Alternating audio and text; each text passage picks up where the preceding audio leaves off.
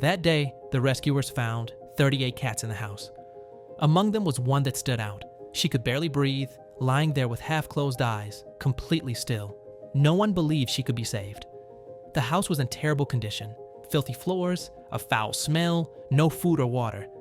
The cats were trying to survive in appalling conditions, but she was in the worst shape.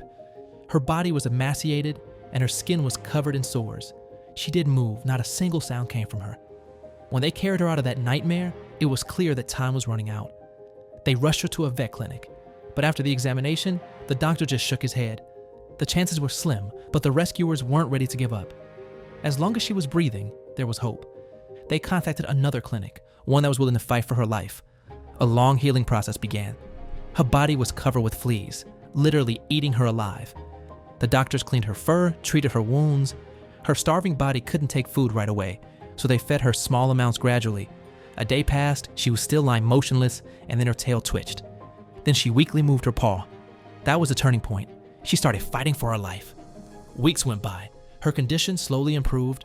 She began eating, responding when people approached her. She even started to snuggle into their hands. And most importantly, the fear had left her eyes. It was like she understood that these people wanted to help her. It seemed like the worst was behind her, but suddenly they discovered a huge abscess. The tumor could cause serious complications, and the vets had to act fast. The surgery went well, but recovery took time. A few days after the procedure, she purred loudly for the first time.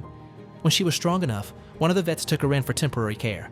And there, in the warm house, she finally felt safe. 6 months passed. She was unrecognizable from the weak, motionless cat she once was. The most incredible thing happened when they brought her back to the clinic to visit the doctors who saved her. She walked up to the people herself, looked at them with her big, now bright eyes, and snuggled into their hands. She didn't just survive, she blossomed and became truly happy. Now she has a real home where she's loved. She no longer hides, no longer shakes in fear. She just purrs on her owner's lap, knowing for sure she is safe now.